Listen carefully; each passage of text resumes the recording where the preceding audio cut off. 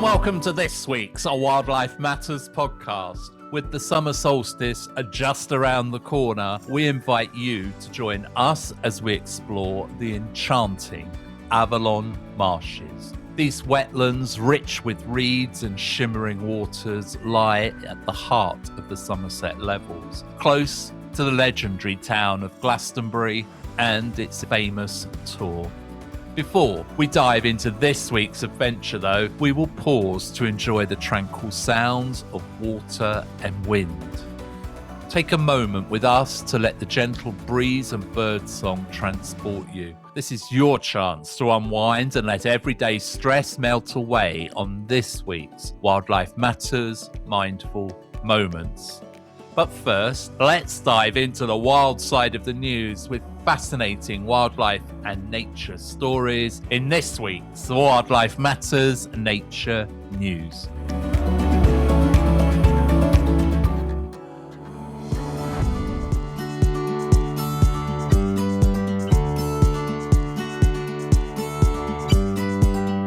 Hello and welcome to this week's Wildlife Matters Nature News, where we share some of the most interesting and important stories about wildlife and nature.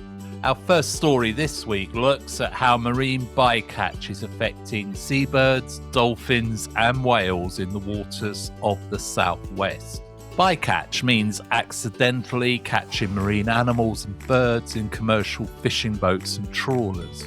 A report from the Wildlife and Countryside Link says that every year in the UK, more than 10,000 seabirds, 1,000 whales and dolphins, and hundreds of seals are accidentally caught and killed.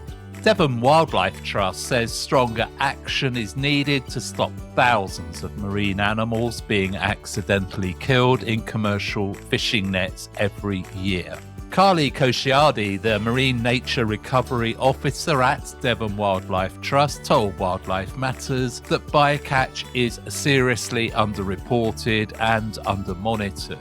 She said that the numbers in today's report are probably just the tip of the iceberg and the situation is alarming. Bycatch is thought to be one of the main reasons marine life is declining across the UK. Carly also said there are some clear signs of bycaught marine animals washing up on the shores of the southwest. Wildlife Matters wanted to find out what was being done to reduce this devastating loss of marine life. And we discovered FishTech Marine, a marine technology company based in Darlington that has developed a new approach to help tackle this problem. Pete Kibble from FishTech Marine explained, "We have developed a range of acoustic pingers that emit high-frequency sounds, typically between 50 and 130 kilohertz. These high-frequency pulses alert cetaceans, such as dolphins and porpoise, and whales to the presence of fishing gear." Pete added that the technology is relatively inexpensive. One of these devices could be installed every 200 meters along the head rope, foot rope, or gill net. They last for many years and the conservation gain is significant, reducing bycatch by somewhere between 80 to 90%. We also asked Carly Koshiardi what the British government is doing to prevent the bycatch, and she told us that fishing gear can be modified to reduce the risk of bycatch, but that the industry needs incentives and government needs to support to make these changes. We need better monitoring and reporting and more funding for research into new technologies, she said. It's crucial that bycatch becomes a priority for the government. In a written statement to Wildlife Matters, DEFRA said it is committed to restoring our oceans to good health and to taking action to reduce the bycatch of marine species. Our flagship program, they said, Clean Catch, uses electronic monitoring to collect bycatch data and evaluate the effectiveness of mitigation measures. And our new Seabird Bycatch Action Plan aims to reduce seabird deaths in and around English waters. There's good news for dormice this week, as more than 40 have been released into ancient woodland in Leicestershire. The rare hazel dormouse was released into Bradgate Park to help restore the species to Leicestershire as part of the People's Trust for Endangered Species, or PTES, ongoing national effort to save dormice. Ian White from PTES told Wildlife Matters that dormouse numbers are declining due to a loss of old woodlands, poor habitat management, and the destruction or neglect of hedgerows, all landscape features that dormice rely on for shelter, food, and movement. Project released a first batch of 21 dormice last year, which have bred and appear to be settling in well. Ian White, the dormouse training officer for PTES, said hazel dormice have declined by more than 70% nationally since 2000, mainly due to habitat loss, poor woodland and hedgerow management, and climate change. And these figures are extremely concerning. But over the past 30 years, the reintroduction program, alongside habitat restoration, careful woodland management, and ongoing monitoring, has given this threatened species a real chance to recover. And locally, by releasing more dormice into Bradgate Park this week, we're one step closer to creating a larger, connected population that could one day span the entire national forest, which gives a real reason for hope. Since the first dormouse release in June 2025, volunteers and rangers have regularly checked nest boxes at Bradgate Park. They have found more nests, a growing population, and clear signs of successful breeding. During checks in October 2025, volunteers found 46 dormouse nests. There was clear evidence of breeding, with 11 young recorded in August and 15 in September. James Diamond, director of Bradgate Park Trust, told Wildlife Matters, "We're hugely encouraged by how well last year's dormice have settled into their new home. Finding evidence of breeding is extremely gratifying for everyone involved in both the release and the ongoing monitoring. And we're thrilled that more dormice are joining our existing population this year, and we look forward to another summer of nest box checks and our fantastic volunteers, hopefully finding even more evidence of breeding." Most of this year's dormice came from the Wildwood Trust following its most successful breeding season yet. Each dormouse received a full health check and spent 4 weeks in quarantine to ensure that they were healthy and disease-free. Afterwards, they were released in pairs into nest boxes within large mesh enclosures, with plenty of natural light, plants and fresh food and water provided daily to help them to adjust to the woodland. Once acclimatised, the cage doors will be opened, allowing the mice to explore the woodland freely. PTES reports that since the programme began in 1993, 1,163 dormice have been released into 27 woodlands across 14 counties in Britain. And our final story this week covers the long-awaited launch of a new GCSE designed to help young people better understand the natural world. Starting in September 2028, secondary school students across the country will have the opportunity to take a Natural History GCSE. The plans were first announced in 2022, with an initial aim to introduce the course by 2025, although no reason has been given for the delay. This new qualification will focus on 3 main areas: UK habitats and wildlife, human impacts on the natural world, including climate change, biodiversity loss, and conservation.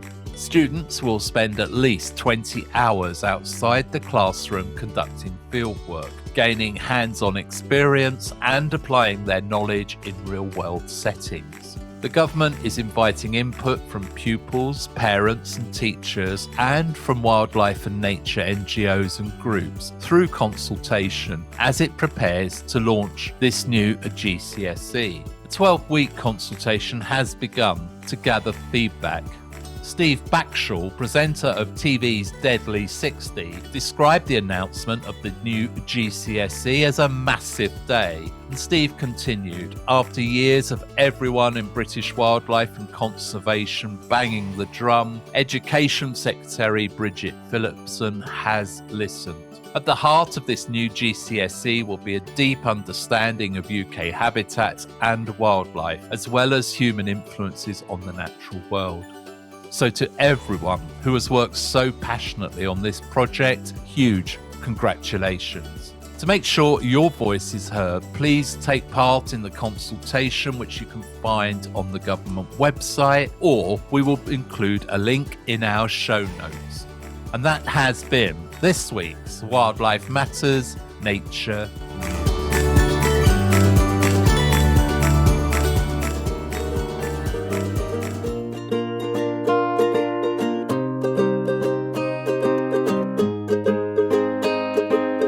Bycatch from the fishing industry continues to harm marine wildlife along Britain's coasts. There are affordable and effective ways to protect cetaceans and other marine wildlife. The government should encourage the fishing industry to adopt these solutions and help reduce the impact of bycatch on our marine ecosystems. It's great news that dormice have been successfully reintroduced to Leicestershire and that the new populations are thriving.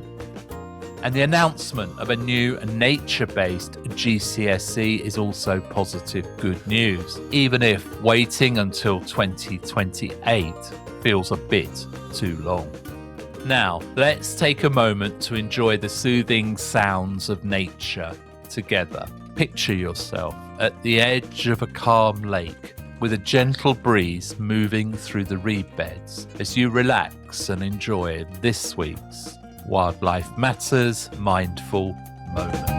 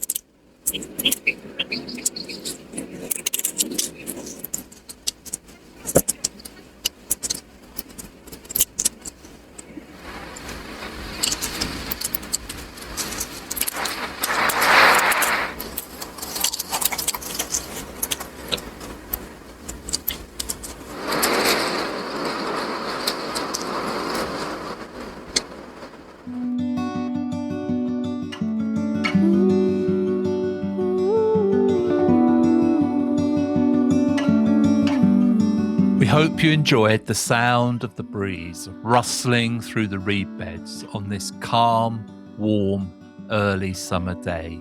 There's something very relaxing about it, and it always makes us wonder which wildlife might appear amongst those reeds. Now, join us for an early summer solstice celebration as we set out to explore the magical Avalon Marshes. Last year's solstice walk took us to Glastonbury Tour, where I gazed out over the vast expanse of water and reed beds that form the Avalon Marshes. That sight was so unforgettable, it has inspired us to explore this unique wetland. So now, join us for a summer solstice adventure to Avalon.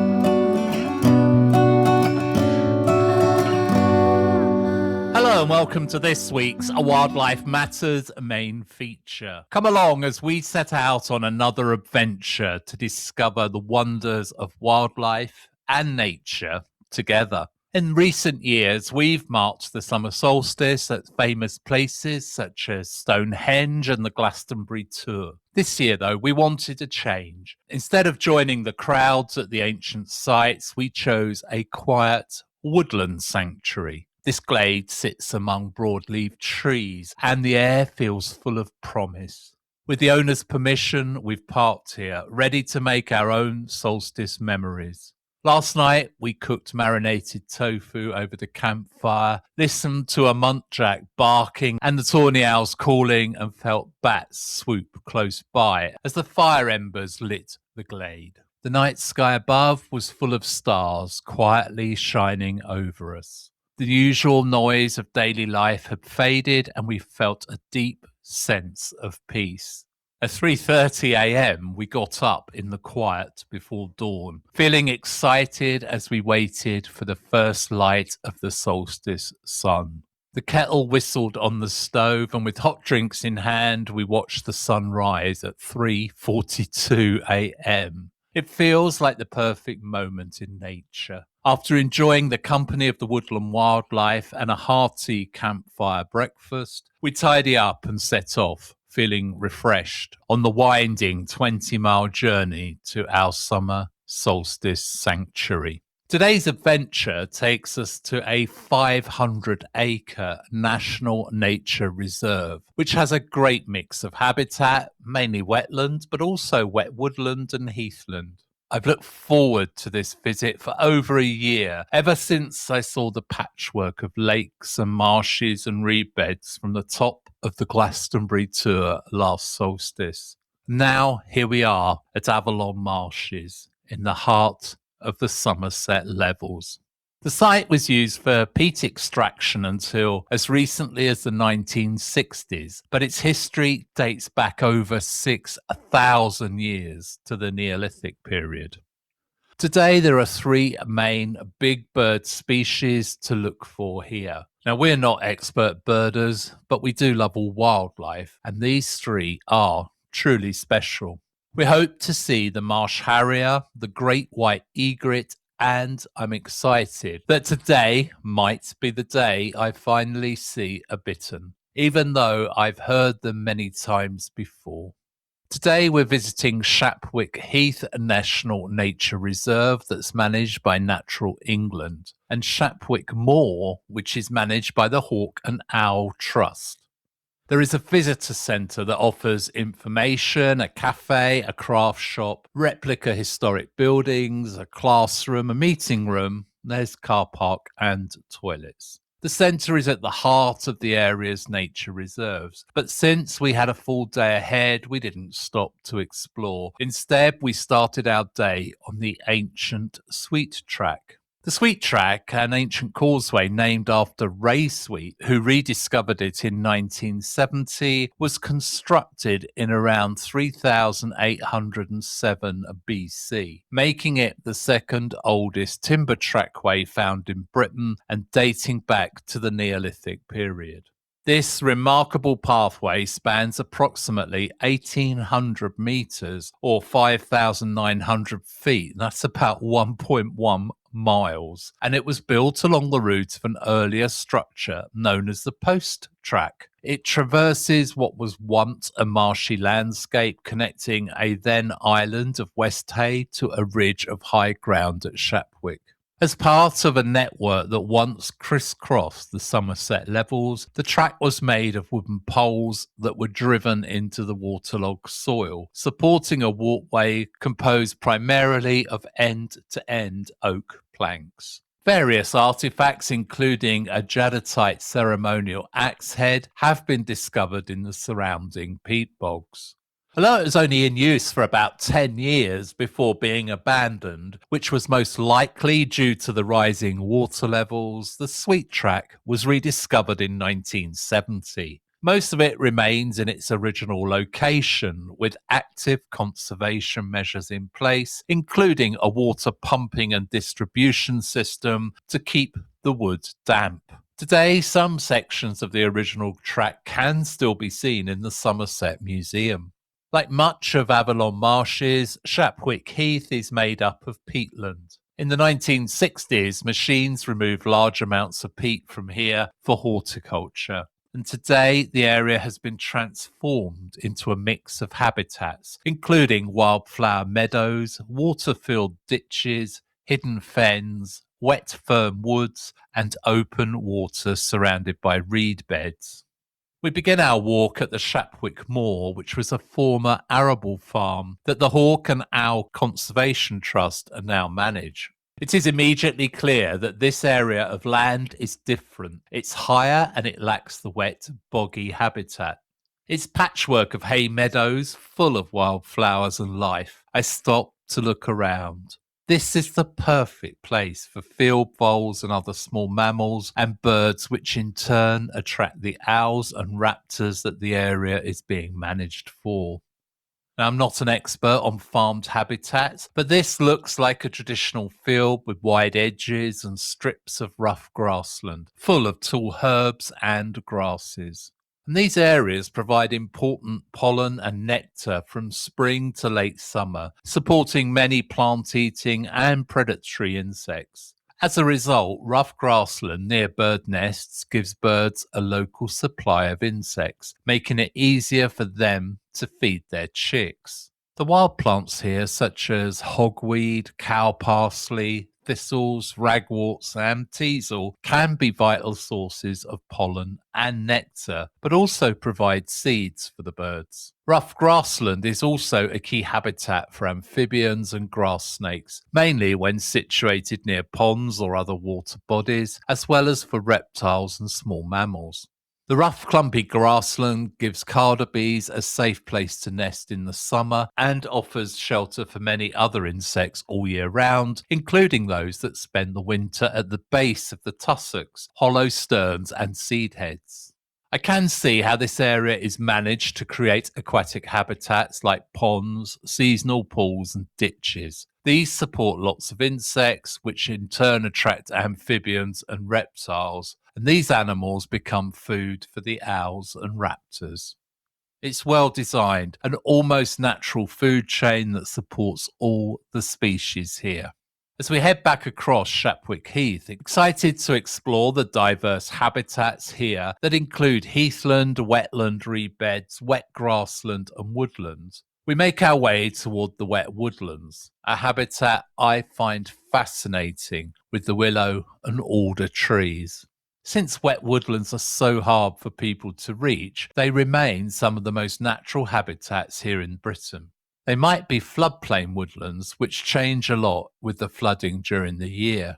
The trees here include grey, white and crack willow, downy birch and alder, forming a thick canopy, which below meadowsweet grows among the ferns. I heard the frogs and toads croaking as I tried to identify the mosses and lichens on the trees. I can't name all the mosses and lichens and liverworts as yet, but I am learning. What I can tell you, one plant I do know is bittersweet nightshade with its plump red berries that are toxic and should always be avoided. The bird life is busy here, even in summer, with siskin, willow tit and lesser redpoll, all species I rarely see. They have plenty of cover and food. And I even spotted a tree creeper as I left the woods to start the next part of our adventure.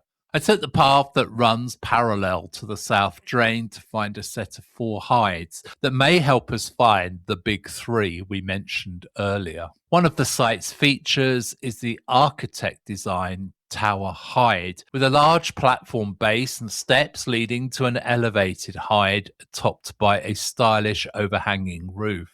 But it's busy inside, and I wait on the lower deck looking east towards the reed beds. I heard some of the folk in the hide upstairs excitedly calling, "Marsh Harrier incoming." I reached for my camera and I'm just in time to catch a beautiful female marsh harrier as she flies over the hide and across me. I've been fortunate to see marsh harriers before, and females like this one are often mistaken for buzzards because they're so big. But you can tell them apart by the shallow V shape of their wings and the way they fly low over the reed beds, scattering the ducks and the wildfowl. It's an amazing display of power and agility. The female marsh harrier is larger than the male and has a creamy head colour, which can also be a feature of juvenile plumage. Sadly, we didn't see the male today, so we missed their spectacular summer food passing display, which I have been so lucky to see before. The tower hide is undoubtedly a key attraction, and with no sign of space in the hide becoming available anytime soon, we decided to head to the nearby Noah's Tower hide. The Noah hide is lovely. It's not as spectacular in design, but perfectly functional, and most importantly, it was empty. I make my way to a seat to take in the views. The hide overlooks extensive areas of reed beds to the south or west, with some open water. I take out my water bottle and have a drink as I put the camera on a tripod, and I then eat a tasty 3-bean wrap as I look through the binoculars to find out who is about today. There's a good variety of gull species, all dominated by the black-headed gull. Little terns create spectacular aerial displays and graceful water landings on the scrape, which they share with the Canada geese, mallards, and a duck species that I haven't seen before. This duck is tiny. It's about the size of a teal with a distinctive white stripe on either side of its head and a plain black bill. I reach for my bird guide book, which nearly always leads to a question like, "What have you just spotted then?" And today it worked like a charm with the guy who is looking west from the hide. I explain and he comes over, scope in hand, and soon finds the pair of ducks, excitedly telling me that they are Galgani ducks.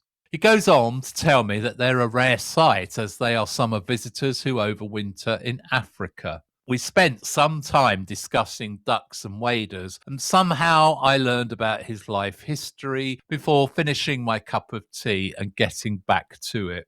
A little while later, my new friend moved on, and for a short time I was alone in the hide before two ladies joined and began looking around. I focused my binoculars and scoured the reed beds, but there was nothing. Although this reed bed was hundreds of meters away, I knew I had seen movement, and this was a waiting game. I kept the camera primed, and again I saw the reeds move, along with the white head and plumage. It was a great white egret as it stepped out of the reeds and into the shallow water. I've not seen a great white egret before, and it's a large bird, roughly comparable to the size of a grey heron, but pure white, with a vibrant yellow-orange beak that is impressively long and pointed. As I watched, the great white egret stooped forwards, extending its neck just above the water's surface. I had watched grey herons many times before, but I had never seen this behaviour. Grey herons stand still and silent, then darts their long beak into the water and usually emerges with a fish or a frog. But the white egret was scanning the area with its long neck extended before it makes a strike and emerged with a decent-sized fish. I must have made some comment, albeit inadvertently, as one of the ladies asked what I had seen, and when I told her, she asked if they could have a look. And I invited her and her friend over, and all three of us watched the great white egret in silence for at least 30 minutes. We'd all got some good pictures, and none of us had seen a great white egret before, so we were a pretty happy group in the hide. Carol and Angela, my new friends, said they had seen a bittern earlier and told me where, as I had never seen one before, and I thanked them. And then I set off in search of the bittern. I wanted to get to the mere hide, which was located back on the main path and on the other side of the south drain. When I arrived, the hide was empty. I sat down and looked around. We were much closer to the reed beds here, and the water formed a smaller pool, reflecting the midday sun into a haze of rainbow colours.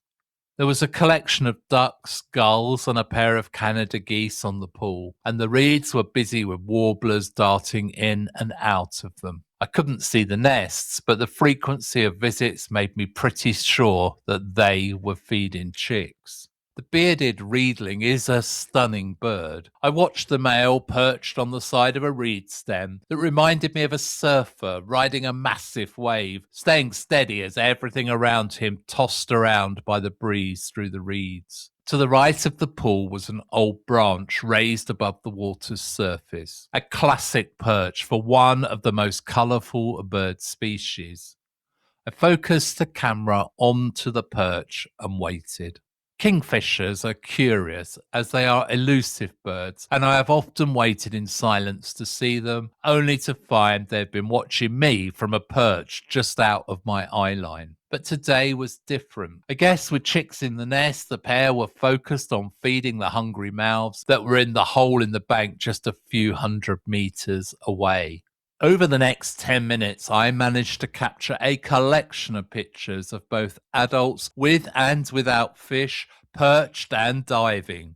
Some shots of entry and exit from the water, which are always spectacular with the spray of water droplets and the bird's streamlined shape on entry and wings spread, powering them out of the water on exit. I was getting ready to move when I heard a distinct plop sound. One I hadn't heard in some time, but one I instantly knew was from a wild animal that I wanted to see. As I sat quietly and waited, reflecting on around 25 years to my first species conservation project, working on a ditch in the depths of a Surrey woodland, lining the banks of a small stream with woven hazel that would catch the natural detritus that came down with the water and over time would begin to rebuild the banks of the stream and encourage natural vegetation to flourish. That work was primarily to benefit this species. After a few moments, a slight bow wave appeared on the water with a small furry head visible at the front of it. As it reached the bank, the water vole stood on a couple of centimetres of mud and shook its dense fur before scurrying away into the reeds where its den would have been. Moments later, it returned and went back into the water with that distinctive plop sound. It was terrific to see this rare but recovering mammal going about its business for the day. And it made me realize that these small mammals are always busy, bursting with energy and constantly eating to fuel their tiny bodies. Seeing the water vole was one of the highlights of the day for me, with so many good memories attached to these beautiful little animals. Our final destination is the Shapwick Tower Hide. As I enter the hide and take in the stunning views that surround me, I can see a vast expanse of reed beds and scrapes, perfect for a wide range of water birds, many of which are migratory. Once again, I'm alone in the hide. It's late afternoon now, but in midsummer, the sun is still several hours from setting. I set up the camera and poured the last of my coffee from my flask and sat down to enjoy it, with the sun to my right casting orange, yellow and green reflections off the water. The scene is idyllic and serves as a reminder of how amazing nature is, especially given that this area was devastated by peat extraction not that long ago. It was then that I heard the call of the bird that I desperately wanted to see. I've listened to it several times before, but I've never been fortunate enough to see one. During the breeding season, male bitterns produce a deep foghorn-like sound known as booming. It's audible for up to 2 miles away, and primarily they call at night. Each male mates with up to 5 females, who lay 4 to 5 eggs in March or April. I recall reading that in 2025, bitterns have been showing promising recovery, with the latest results from the RSPB and Natural England recording 283 booming males, a remarkable 20% increase from the previous survey and the largest jump since monitoring began in 1990. Historically, bitterns face significant challenges here in the UK, with persecution and habitat loss leading to their extinction by the late 19th century. However, the collaborative efforts of the RSPB and Natural England have been crucial in preventing their extinction once again. Targeted conservation initiatives, including here at Avalon Marshes, at Shapwick Moor and the RSPB's Ham Wall Reserve, have fostered healthy populations of the birds here. Bitterns rely heavily on reed beds for their survival. Therefore, the restoration and creation of these vital wetland habitats have been instrumental in providing the conditions necessary for bitterns to feed and breed successfully. I became aware of my own breathing as I sat in complete silence, listening intently in case that male called again. I focused the camera on a patch of the reed bed and took out the binoculars to watch for any movement in the reeds. The bittern is a rare and shy heron that spends most of its time hidden in large reed beds, feeding on eels and other fish. Its pale brown plumage, streaked with beige and black markings, provides excellent camouflage, allowing it to blend seamlessly into the reeds. And to make things even harder, it can stand completely still for long periods to avoid being seen. I'm working on mastering the patience required to see species like the bittern, and I have the utmost respect and admiration for the professional wildlife camera folk who spend days, sometimes weeks or even months to get that one piece of video that makes a good wildlife program a spectacular one. I reflected on what I knew. There was a bittern in the reeds, but now it was a jeopardy of who would move first. I moved slowly to make myself more comfortable and settled as I played a waiting game with the bittern. It was at least 20 minutes, which felt like 20 years, where nothing moved but the reeds themselves as they rustled in the breeze across the lake. It was a lovely late summer afternoon with a spectacular midsummer light reflecting off the water. As I watched the dancing reflections of light on the water's surface, something in the reeds moved and caught my eye, and there it was, the rear end of a bittern. Neither its legs, body, nor its head were visible, just the rear end, which was angled down, which made me think that the bittern was feeding with its head stooped down. You might laugh, but I took a picture, as this was the first time I'd ever seen a bittern. Well, part of a bittern, and I was super excited. A few moments later, the rear of the bittern moved back level. I imagine it had finished its meal and had raised its head and done that thing that all heron species do, and that is to stand still and silent. And that's where it stayed, motionless, for maybe 15 to 20 minutes. And by now I was becoming fidgety, and I couldn't stop thinking about standing up and stretching before pacing around the hide. But I knew that I couldn't. This was the closest I had ever been to seeing a bittern, and I wasn't going to give in now. And then it happened. The bittern turned around. I could see its beak and the stunning patterns and colours within its plumage. I took some pictures, but now it was more of a head and shoulders shot. I could see the top of its creamy white leg. It remained virtually motionless for several minutes longer, and then I noticed its leg move. As if taunting me, it stretched out one leg and stood on it for a while, before repeating the process on the other leg. After stretching its legs, something I was desperate to do myself, the bittern finally took a couple of steps forward and was now fully visible in the small space between the reeds. I hit the burst button just to be certain, but one thing I quickly realised was that despite the frustration of only seeing half of the bittern for over an hour, it was now in full sight and was not likely to move for several minutes. Other birds were landing on the water, some coming too close to the reeds where the bittern was. Initially, I was concerned that the nearby activities would scare the bittern away, but these magnificent birds are pretty resilient. It barely moved a muscle, although it did react slightly to the closer flybys of terns, clearly aware of its surroundings. For 20 minutes, the bittern remained in clear sight, allowing me to set aside the camera and just enjoy being in its presence. Eventually, it stepped further into the reed bed and disappeared from view. I'll always remember seeing that bittern. For the bird, it was just another day of finding food and hiding in the reeds. But for me, it was the first time I had ever seen a bittern. This encounter marked a wonderful end to our summer solstice adventure at Avalon Marshes on the edge of the mystical Glastonbury.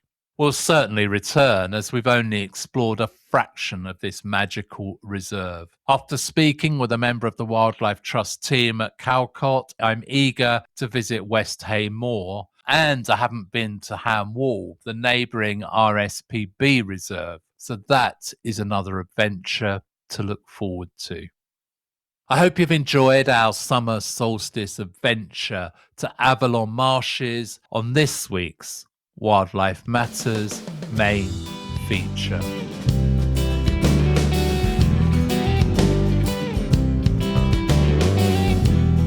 We hope you enjoyed our time together in Avalon today. Finally seeing a bittern after so many attempts of only hearing one but never spotting this elusive heron was a moment that I will never forget. If you ever have the opportunity to visit these mystical marshlands and experience the magic for yourself, we strongly encourage you to do so. And we will certainly be back soon to discover even more of their wonders in a future episode of the Wildlife Matters podcast. Next time on the Wildlife Matters podcast, we'll share how spending time in nature can improve your mental health. We'll share the latest research and our own experiences leading walking groups that help people to reconnect with the natural world. And as always, thank you for joining us today. We really do appreciate you being here. Wildlife Matters will return in 2 weeks. But until then, stay curious, wild ones. This is Wildlife Matters signing